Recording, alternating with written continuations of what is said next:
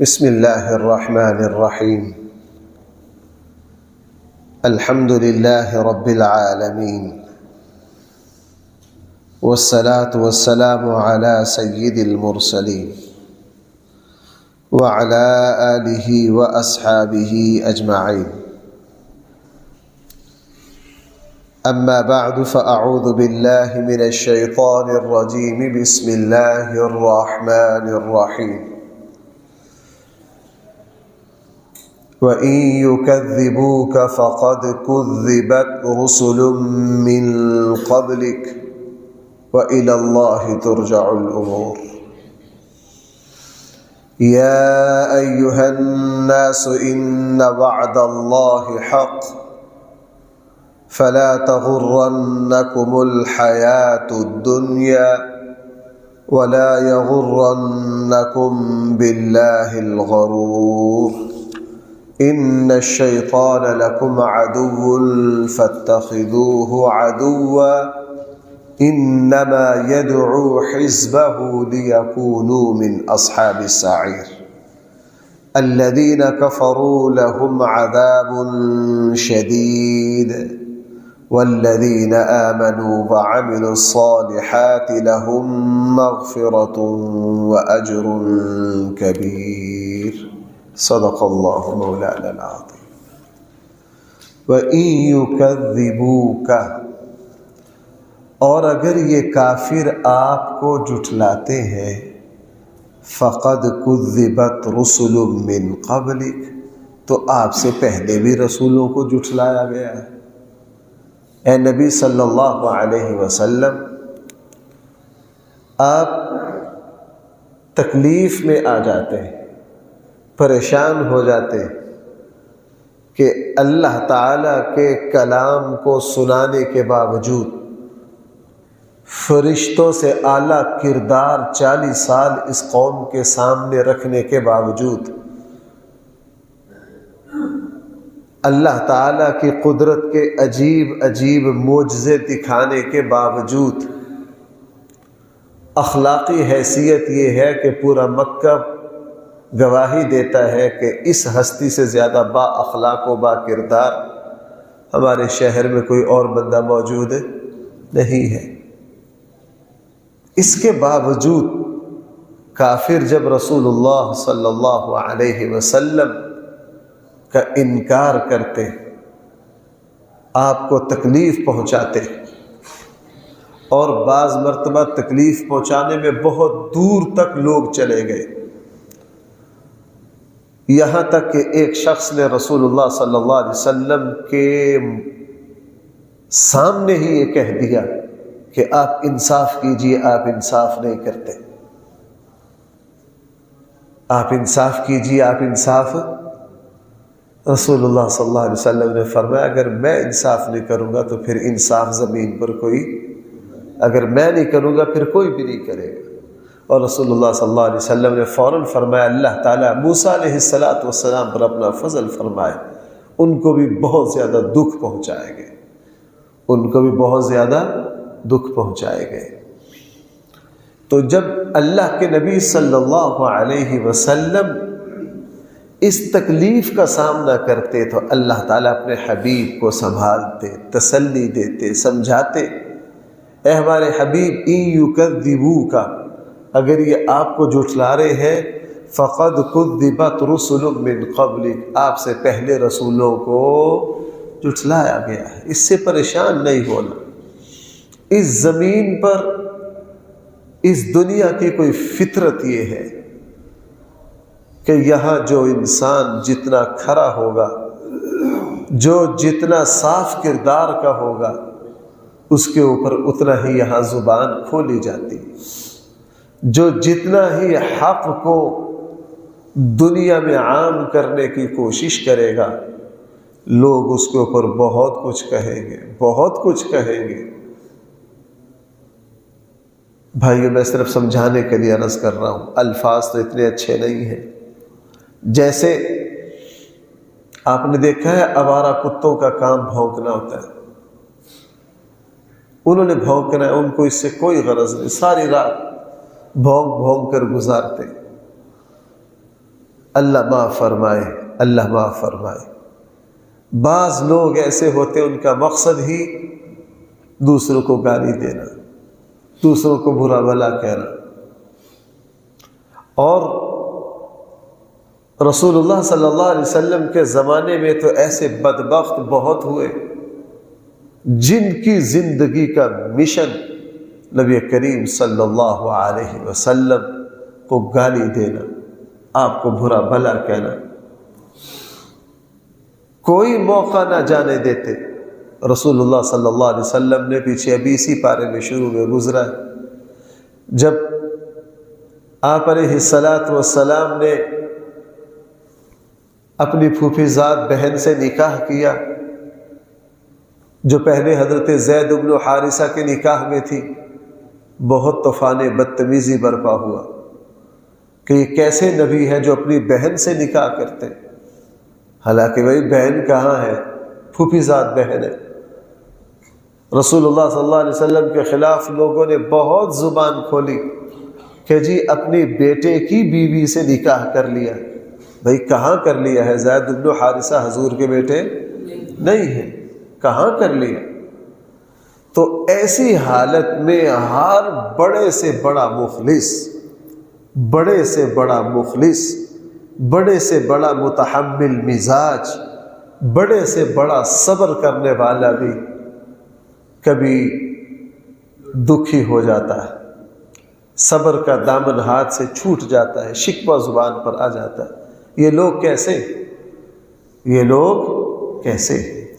اس لیے میں یہ سمجھتا ہوں کہ ہر حق کے داعی کے لیے، ہر سچائی کا علم بلند کرنے والے کے لیے، ہر دین اور اسلام کے خادم کے لیے، معاشرے میں ہر اس شخص کے لیے جو امر بالمعروف اور نہی عن المنکر کرنا چاہتا ہے، ہر اس شخص کے لیے جو راہ حق کا راہی ہے، ان کو جو سبق ہر وقت یاد ہونے چاہیے ان میں سے ایک یہ سبق ہے کہ ہماری تو کوئی حیثیت ہی نہیں، ہمارا کردار تو رسول اللہ صلی اللہ علیہ وسلم کے کردار کے سامنے زیرو کی حیثیت رکھتا ہے۔ رسول اللہ صلی اللہ علیہ وسلم کو اللہ یہ فرما رہے ہیں، نبی جی ان لوگوں کے جھٹلانے سے آپ نے پریشان نہیں ہونا۔ دوسری بات یہاں سے پتہ چل گئی، فَقَدْ كُذِّبَتْ رُسُلٌ مِّن قَبْلِ، آپ سے پہلے سارے رسولوں کو جھٹلایا گیا ہے، انبیاء کو جھٹلایا گیا ہے۔ جب سارے نبیوں کو جھٹلایا گیا ہے، آپ کو بھی جھٹلایا جائے گا۔ وَإِلَى اللَّهِ تُرْجَعُ الْأُمُورُ، بس آپ نے کرنا یہ ہے کہ معاملات کو اللہ کے حوالے کر دینا۔ بھائی کس کے حوالے کر دینا؟ جی ہم جانے ہمارا کام جانے، ہم جانے ہمارا کام جانے۔ وَإِلَى اللَّهِ تُرْجَعُ الْأُمُورُ، سارے معاملات کس کی طرف لوٹتے ہیں؟ میں نے ابھی پیچھے کئی مرتبہ ان باتوں کا تذکرہ کیا کہ جن لوگوں نے رسول اللہ صلی اللہ علیہ وسلم کو دکھ پہنچایا، آپ کو تکلیف دی، اللہ نے ان کو کس کس طرح ذلیل کیا، کس کس طرح رسوا کیا۔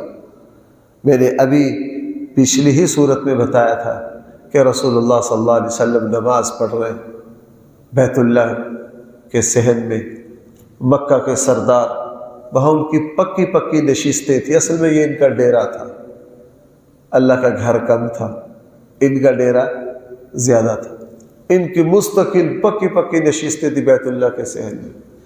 ابو جہل بیٹھا اپنے پوری خبیث ٹیم کے ساتھ، رسول اللہ صلی اللہ علیہ وسلم نماز پڑھ رہے، کہا یارو فلاں محلے میں اونٹ ذبح ہو رہا ہے، اس کی غلاظت اٹھا کر لاؤ۔ توبہ نعوذ باللہ، ہمیں کوئی یوں ٹیشو پیپر لپیٹ کر مار دینا، ہم ساری زندگی یاد رکھیں گے اس نے میری طرف ٹیشو پیپر پھینکا تھا۔ کیوں بھائی؟ گندگی، وہ بھی حضور نماز پڑھ رہے ہیں سجدے کی حالت میں۔ رسول اللہ صلی اللہ علیہ وسلم نے پھر ان بدبختوں کے لیے بد دعا کی۔ حضرت عبداللہ بن مسعود رضی اللہ عنہ فرماتے، اس دن جن جن کے لیے بد دعا کی، ان سارے بدبختوں کی لاشوں کو میں نے پھر بدر میں دیکھا. ان کی لاشوں کو میں نے کہاں دیکھا؟ عاص بن وائل رسول اللہ صلی اللہ علیہ وسلم کو بہت تکلیف پہنچائی. اللہ تعالیٰ کی طرف سے آزمائش آئی، پاؤں پر کانٹا لگا. وہ دیہاتی لوگ تھے، ان کو کانٹے لگتے رہتے تھے، یہ ان کی روٹین تھی. یہ کیا تھی؟ بظاہر کوئی بڑا مسئلہ، روٹین میں کانٹا لگا. اس کانٹے سے زخم ایسا بگڑا، پاؤں سوج سوج کے اونٹ کی گردن کی طرح موٹا ہو گیا. چیختا چلاتا، اس کے اندر کیڑے پڑ گئے. چونکہ رسول اللہ صلی اللہ علیہ وسلم نے بد دعا دی تھی. حضور نے کیا دی تھی؟ اس لیے جنہوں نے اس طرح کی زیادتیاں کی ہیں، میں بڑی مثالیں دے سکتا ہوں. تاریخ میں ایسے دسیوں لوگ ہیں جنہوں نے اللہ کے نیک بندوں کی داڑیاں تک کھینچی، ان کو ذلیل و رسوا کیا، اور اللہ نے ان کو نشان عبرت بنایا. اللہ نے ان کو کیا کیا؟ نشان عبرت بنایا. ذلیل و رسوا ہو کر دنیا سے گئے، اللہ کی پھٹکار پڑی ان پر. اس لیے سچی بات یہ ہے کہ دین کی وجہ سے اگر کسی کو دکھ پہنچائے جائیں، وہ صبر سے کام لے اور انتقام کو اللہ کے حوالے کرے. انتقام کو کس کے حوالے کرے؟ اس لیے فرمایا وَإِلَى اللَّهِ تُرْجَعُ الْأُمُورُ، سارے کے سارے معاملات کس کی طرف لوٹیں گے؟ یا ایھا الناس، اے لوگو، ان وعد اللہ حق، اللہ کے سارے وعدے سچے. اللہ کے سارے وعدے، یہ ایمان کی بنیاد ہے. یہ ایمان کے لیے ضروری شرط ہے. اس کے بغیر ایمان ہرگز کامل نہیں ہے کہ ایک بندہ اللہ کے کیے ہوئے وعدوں کو 100% سچا سمجھے. اس بات کو قرآن نے بیان کیا، امت کے علماء نے سب بیان کرتے ہیں، لیکن سب سے زیادہ میں نے یہ بات جتنی حضرت جی مولانا یوسف صاحب کاندلوی رحمہ اللہ کے ملفوظات اور ان کی باتوں میں یہ بات جتنی دیکھی ہے، میرے علم میں نہیں کسی عالم نے اس کو اتنا بیان کیا.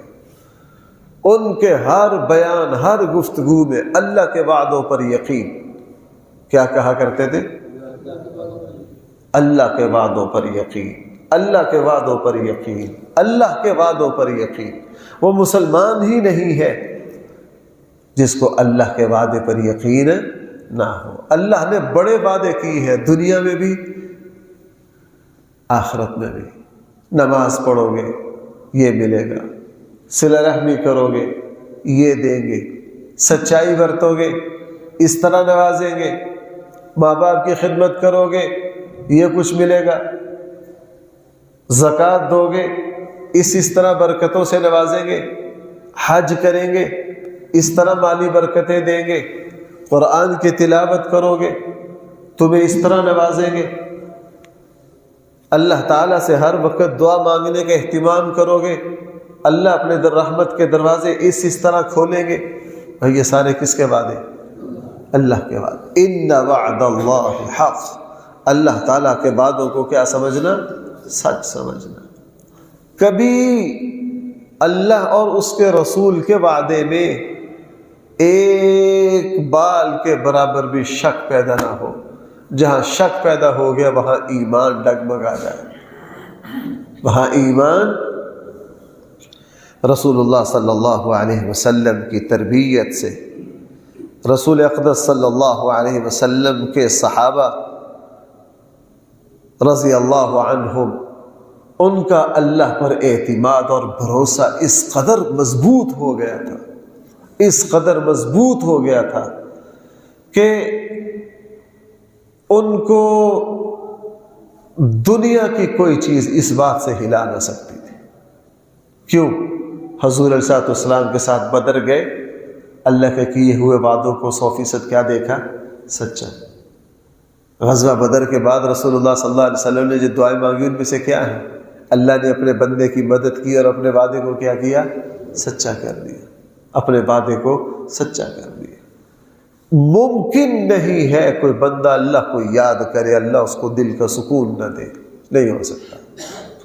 تم مجھے یاد کرو گے میں تمہارے دلوں کو سکون دوں گا۔ سوال ہی پیدا نہیں ہوتا کہ جو بندہ اللہ کو یاد کرے دل کو سکون نہ ملے۔ ممکن ہی نہیں ہے کوئی بندہ تہجد پڑھے، آپ 2-4 دن تہجد پڑھ کے دیکھیں اس کی چاشنی اور اس کی مٹھاس بندہ سارا دن محسوس کرتا ہے۔ میں سارا دن کیا کرتا ہے؟ محسوس کرتا ہے۔ یہی اللہ کے وعدے دنیا کے اعتبار سے اور یہی اللہ تعالیٰ کے وعدے آخرت کے اعتبار سے۔ ہمارے ایک بزرگ تھے، فوت ہو گئے، میں نے ان سے ان کی زندگی کا آخری تھا، ہم اس وقت بچے تو قرآن سناتے تھے ان کے یہاں، بہت اللہ والے۔ ایک دن کہنے لگے اے اللہ، وہ ایک دعا بہت مانگا کرتے، اللہم اغفر لی ذنبی ووسع لی فی داری وبارک لی فی رزقی۔ وہ کہتے تھے میں ساری زندگی اللہ سے مانگتا رہا، ووسع لی فی داری اس کا مشاہدہ کر لیا، وبارک لی فی رزقی ساری زندگی اس کا بھی مشاہدہ کر لیا۔ اللہ میں نے 3 باتیں آپ سے مانگی، اے اللہ 2 آپ نے مجھے دے دی، گھر کی وسعت بھی دے دی ہے، اولاد بھی دے دی ہے، سارا کچھ دے دیا، وبارک لی فی رزقی، اور اے اللہ رزق میں برکت بھی دے دیا۔ ان کے رزق میں ایسی برکتیں تھی میں نے زندگی میں ایسے بزرگ نہیں دیکھے، میں نے زندگی میں ایسے ہر روز ان کے دسترخوان پر 100 150 200 بندہ کھانا کھاتا۔ کتنے؟ میں نے زندگی میں جس سخی کو آنکھوں سے دیکھا، اللہ نے ایسی سخاوت دی۔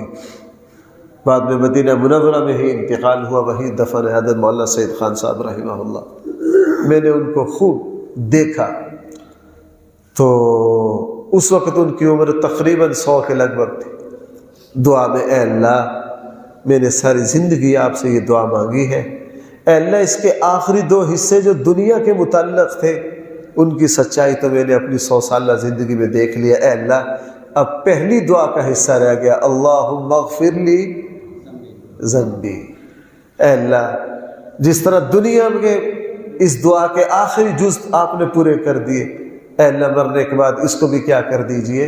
پورا کر دیجئے۔ اے اللہ اس کو بھی پورا کر دیجئے۔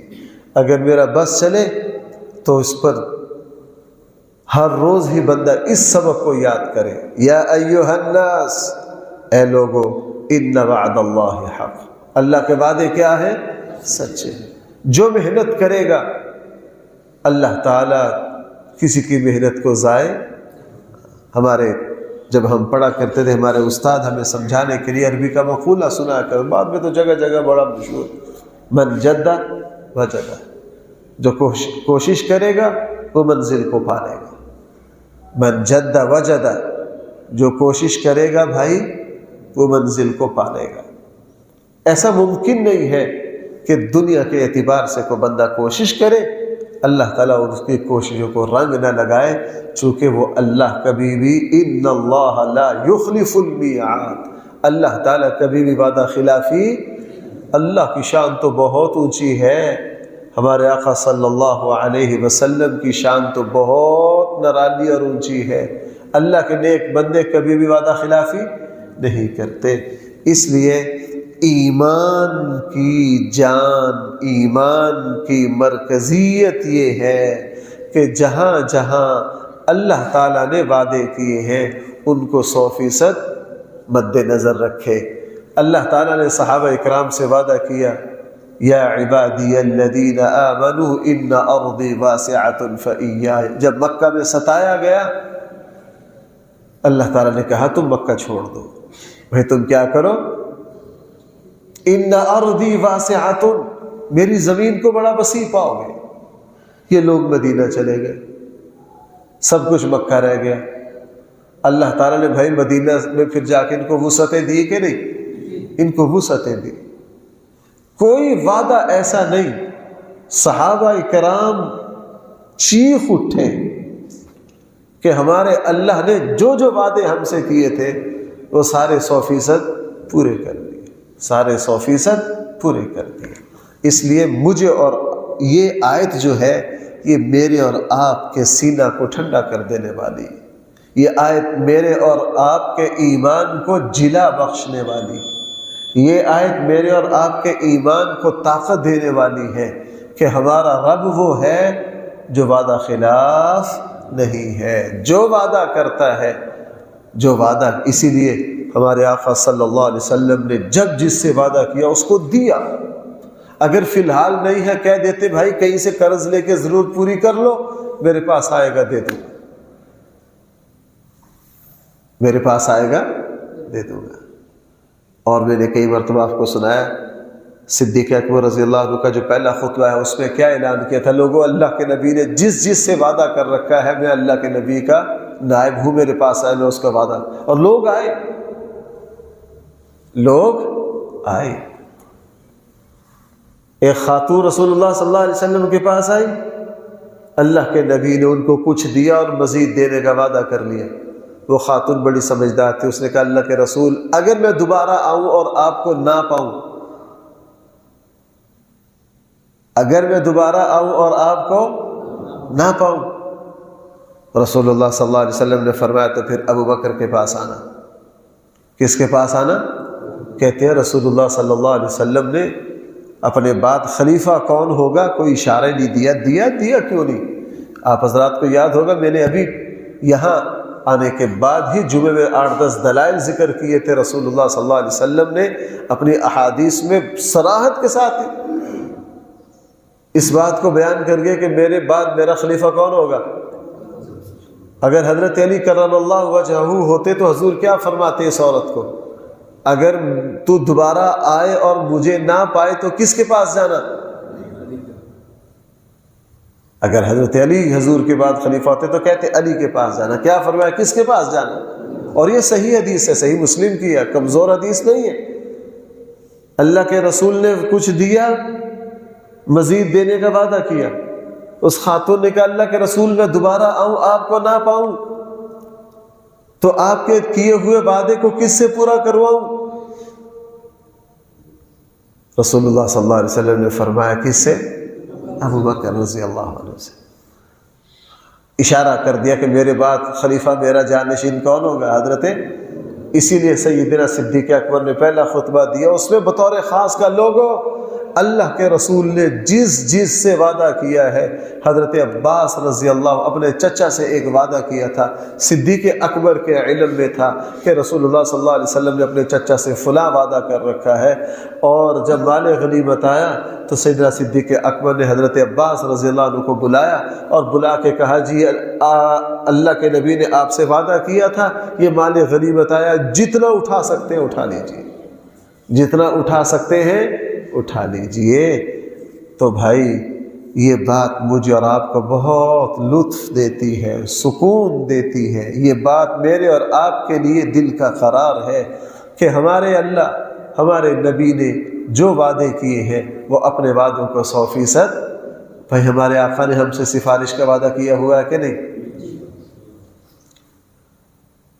یہ وعدہ اللہ کے رسول ہمارے ساتھ 100% پورا کریں گے کہ نہیں؟ 100% پورا کریں گے، 100% پورا کریں گے، 100% پورا کریں گے۔ میں کل قیامت والے دن اپنی امت کے گناہ گاروں کی سفارش کروں گا۔ ایسا نہیں الیکشن جیتنے کے بعد ملے ہی نہ، کیوں جی ہمارے یہاں یہی کچھ ہوتا ہے؟ نہ، اللہ کے رسول صلی اللہ علیہ وسلم۔ اسی لیے بھائیو آخری بات آپ کو سناؤں، صحیح بخاری میں ہے، مسلم میں بھی ہے، جنت میں جانے کے بعد جب اللہ تعالیٰ اپنا دیدار کروائیں گے اور اپنے بندوں کے روبرو ہوں گے، براہ راست خطاب کریں گے، اس میں اللہ تعالیٰ اپنے بندوں سے جو باتیں فرمائیں گے ان میں سے ایک یہ بھی ہے، اے میرے بندو میں نے جو تم سے وعدے کیے تھے پورے کر دیے؟